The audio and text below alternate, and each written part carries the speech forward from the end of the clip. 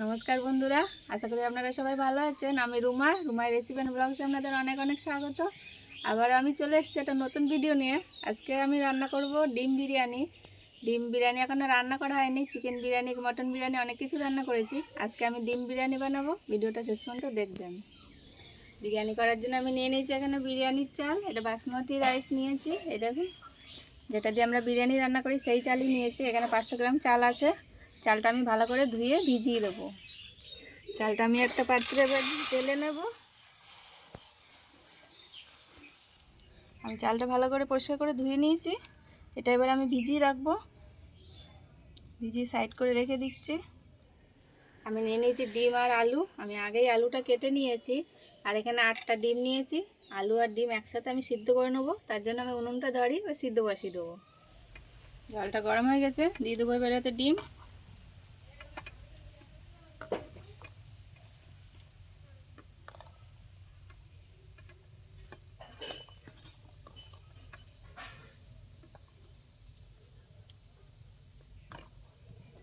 দিয়ে দেবো এবার আলু।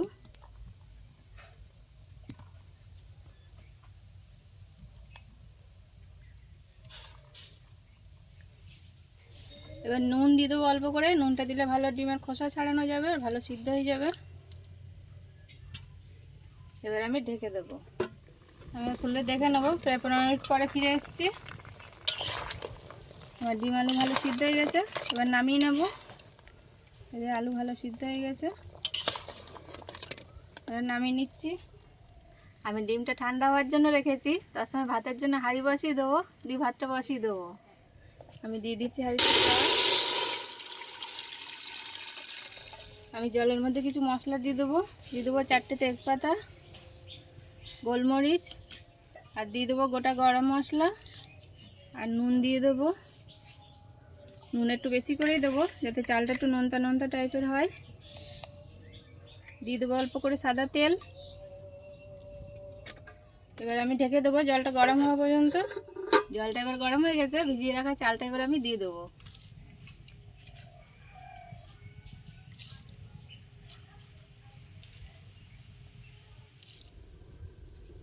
আমি ভাতটা এবার খুলে দেখে নেব।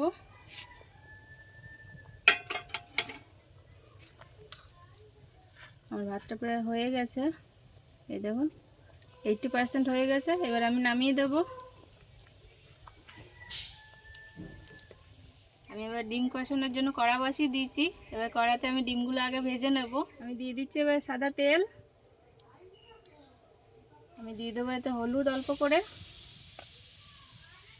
আর দিয়ে দেবো অল্প নুন। আর আলুগুলো ভেজে নেব, তাই দিয়ে দিচ্ছি আলু।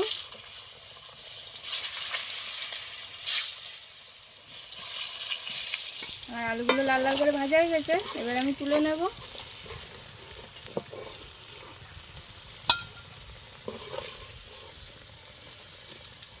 এবার আমি ডিম দিয়ে দেবো।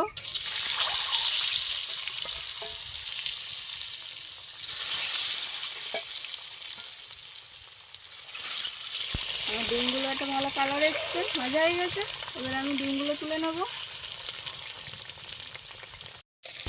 ওই তেলে আমি দিয়ে দেবো গোটা গরম মশলা আর একটা শুকনো লঙ্কা। এবার দিয়ে দেবো আমি অত পেঁয়াজ।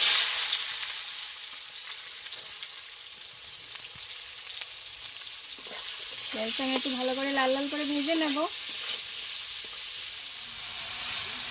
পেঁয়াজটা ভাজতে একটু সময় লাগবে। পেঁয়াজের উপরে আমি অল্প করে নুন দিয়ে দেবো।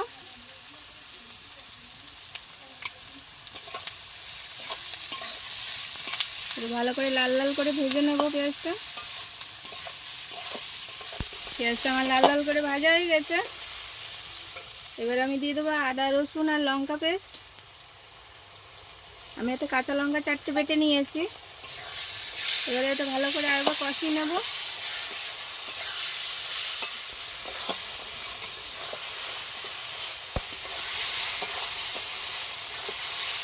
আদা রসুন আর লঙ্কা যেটা বাটাটা দিয়েছিলাম এটা অনেকটাই কষানো হয়ে গেছে, কাঁচা গন্ধটাও চলে গেছে। এবার আমি টমেটো বাটা নিয়েছি, এখানে 2খানা টমেটো বাটা রয়েছে। এবার দিয়ে দেবো।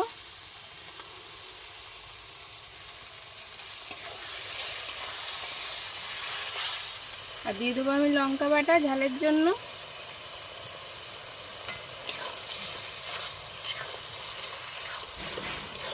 বাটা মশলাগুলো দেওয়া হয়ে গেছে। এবার আমি কিছু শুকনো মশলা দিয়ে দেবো ধনের গুঁড়ো 1 চামচ, জিরের গুঁড়ো 1/2 চামচ দিয়ে দেবো, স্বাদ মতো নুন দিয়ে দেবো,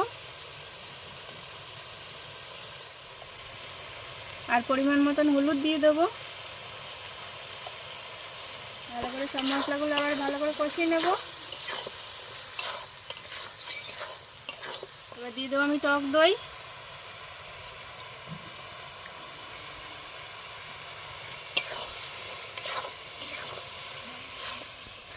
আর কালারের জন্য দিয়ে দেবো 1/2 চামচ কাশ্মীরি লঙ্কার গুঁড়ো। এইবার আমি মশলাগুলো ভালো করে সব একসাথে কষিয়ে নেব।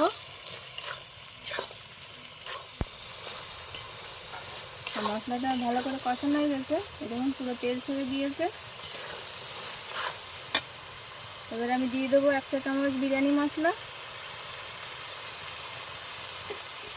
আর দিয়ে দেবো অল্প করে কসুরি মেথি। আপনারা চাইলে ধনেপাতাও দিতে পারেন। দিয়ে দেবো হচ্ছে গোলাপ জল, দিয়ে দেবো কেওড়া জল 2 চামচ করে দিয়ে দিলাম ভালো গন্ধ হওয়ার জন্য।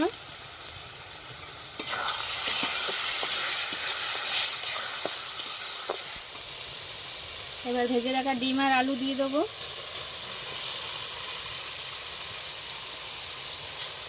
ভালো করে একটু মিশিয়ে নেবো।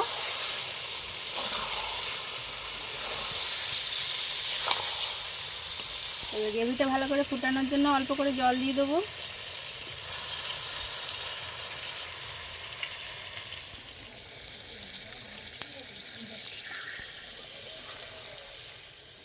এবার এটা আমি 2 মিনিট ফোটার জন্য রেখে দেবো।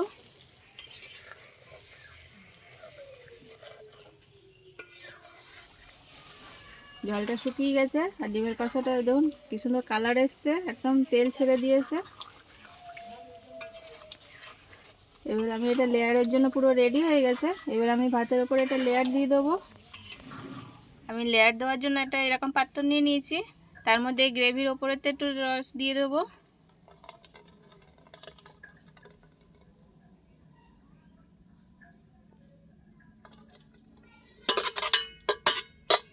এটা ভালো করে মাখিয়ে নেবো নিচে। প্রথমে ভাত লেয়ার দিয়ে দেবো।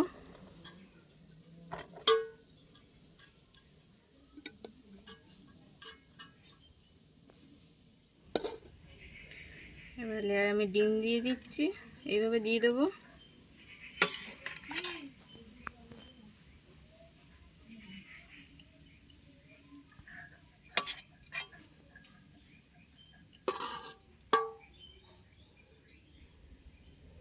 আবার ওপর থেকে ভাত দিয়ে দেবো।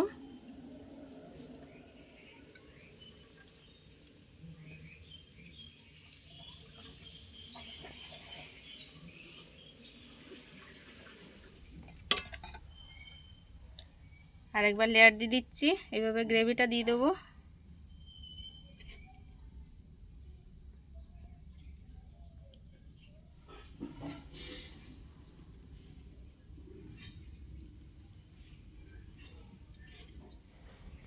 আবারও ভাত লেয়ার দিয়ে দেবো।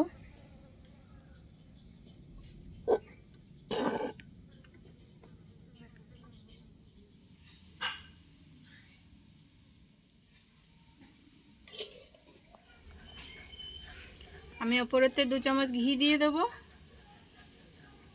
তাহলে গন্ধটাও ভালো হবে আর খেতেও ভালো লাগবে। আমি বিরিয়ানির গন্ধের জন্য, ভালো গন্ধ বেরোবে তার জন্য নিয়েছি মিঠা আতর, দিয়ে দেবো 4 ফোঁটা।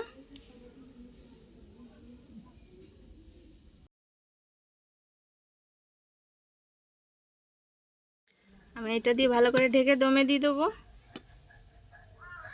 এবার একটা নড়া চাপা দিয়ে দিচ্ছি। আমি এতে জাল দেবো না, উনুনে যে আগুন আছে তার মধ্যে এটা দমে হয়ে যাবে।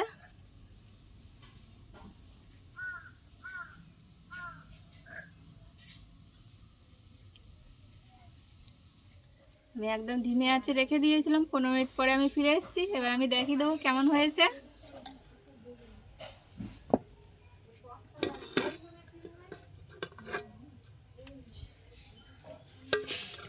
একদম ঝুরু ঝুরু হয়ে গেছে। এই দেখুন, আমি আজকে তো কোনো কালার ব্যবহার করিনি।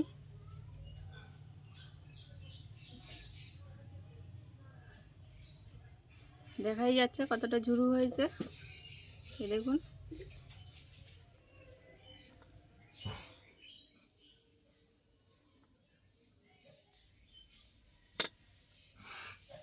কতটা ঝুরঝুরি হয়েছে। এই দেখুন, ভিডিওটা শেষ পর্যন্ত দেখার জন্য অনেক অনেক ধন্যবাদ। আপনারাও বাড়িতে এরকম বানিয়ে খেয়ে দেখবেন। যদি ভালো লাগে কমেন্ট অবশ্যই আমাকে জানাবেন, আর যদি ভালো লাগে বন্ধুদের সাথে শেয়ার করে দেবেন অবশ্যই। যদি ইউটিউব থেকে দেখেন তাহলে চ্যানেলটা লাইক করে সাবস্ক্রাইব করে রাখবেন, পাশের বেল আইকনটা অবশ্যই প্রেস করে রাখবেন সবার আগে নোটিফিকেশান পাওয়ার জন্য। যদি ফেসবুক থেকে দেখেন তাহলে পেজটা লাইক করে ফলো করে রাখবেন। দেখা হচ্ছে আবার পরের রেসিপিতে। তত সময় ভালো থাকবেন, সুস্থ থাকবেন। টাটা।